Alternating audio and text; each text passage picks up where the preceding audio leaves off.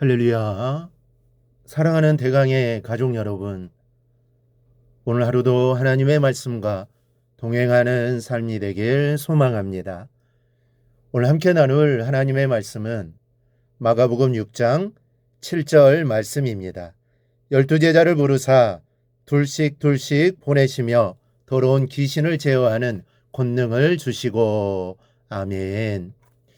옛날 조선시대의 암행어사는 임금의 직속으로 지방에 밀파되어 그곳 행정과 또 백성의 실정을 조사하는 특수 관직이었습니다.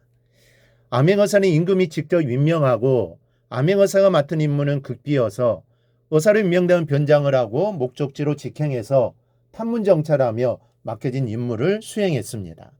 참 멋있는 직책입니다. 한번 해보고 싶다라는 생각이 되는 일입니다.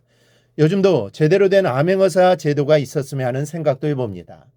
암행어사에 임명이 되면 임금으로부터 임무가 적혀있는 봉해진 서신을 받았고 또 의정부로부터는 어사로서 지켜야 할 규칙이 적혀있는 사목과 마패 그리고 노수로 된 일종의 지휘봉인 유척을 받았습니다. 수행해야 할 명령과 그 명령을 수행하는 데 필요한 권한을 주는 것이죠. 어사는 어디서든지 마패만 보여주면 말과 병력을 이 마음대로 쓸 수가 있었습니다. 누군가에게 일을 맡겼다면 그 일을 할 수 있는 여건을 만들어주는 것이 참 중요합니다. 그것이 바로 암행어사의 마패입니다.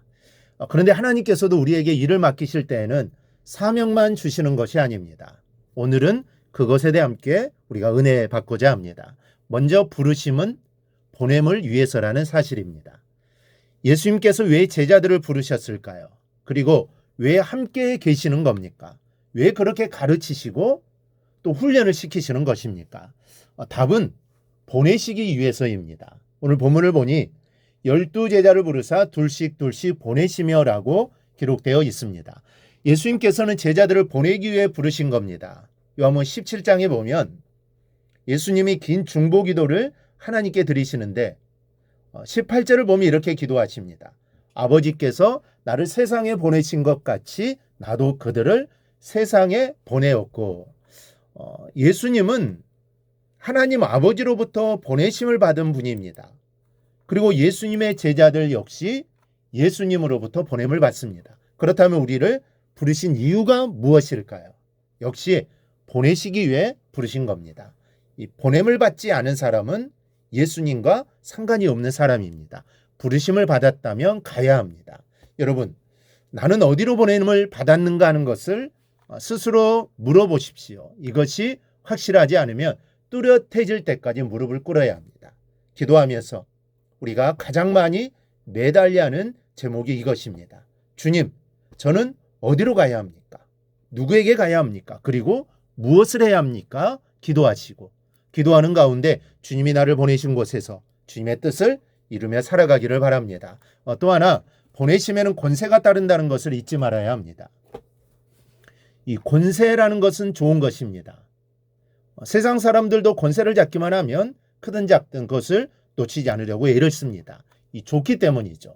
이 사람들이 하도 권력을 가지고 장난질을 쳐서 그렇지 사실 좋은 면에서 보면 권세는 내가 사람들을 위해서 하고 싶었던 일들을 할 수 있는 이 모든 것들을 제공해 줍니다. 그러니 얼마나 이 좋은 것입니까?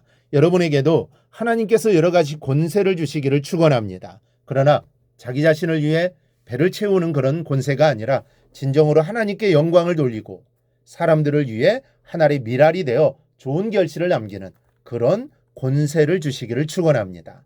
하나 잊지 말아야 하는 것은 주님께서는 우리를 보내실 때 결코 빈손으로 보내시지 않는다는 겁니다. 넉넉한 비용을 주신다는 뜻이 아닙니다. 능히 그 일을 감당할 수 있는 능력을 주신다는 거죠.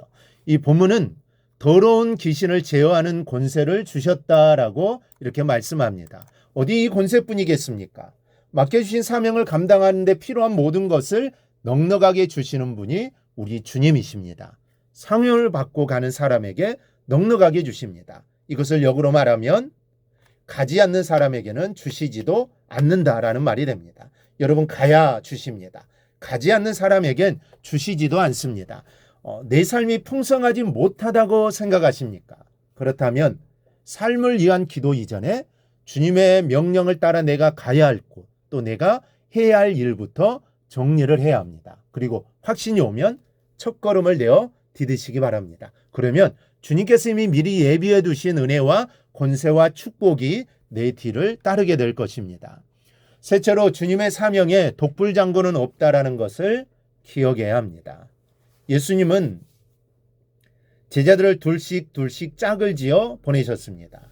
물론 제자 중에는 혼자 하더라도 넉넉하게 할 만한 제자들도 있었을 겁니다. 그래도 주님께서는 둘씩 보내십니다. 왜 그러셨을까요?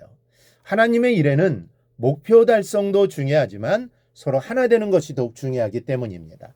일을 잘해놓고도 서로 대립하면 하나님은 기뻐하지 않으십니다. 서로가 기도해주고 도와주며 때로는 내가 전면에 나서고 때로는 파트너를 앞세워주면서 함께 나가야 합니다. 특히 한 사람이 일선의 일을 할 때 후방의 사람은 기도해 주는 것이 필요합니다. 손으로 일하는 것만 일이 아닙니다. 기도도 우리가 땀을 흘려야 하는 일입니다. 그래서 일도 열심히 해야 하지만 기도 또한 여러분 간절히 해야 합니다. 그리고 이 둘이 합쳐질 때 놀라운 일을 이루는 겁니다. 오늘도 기도 가운데 주님의 음성을 듣고 주님이 나에게 가라 하시는 것으로 순종하는 여러분이 되어 하나님의 놀라운 일을 이루어가는 삶이 되기를 주님의 이름으로 축원합니다. 오늘 묵상한 말씀을 굳게 잡고 삶으로 실천하며 살아내는 대강의 모든 성도들이 되기를 축복합니다.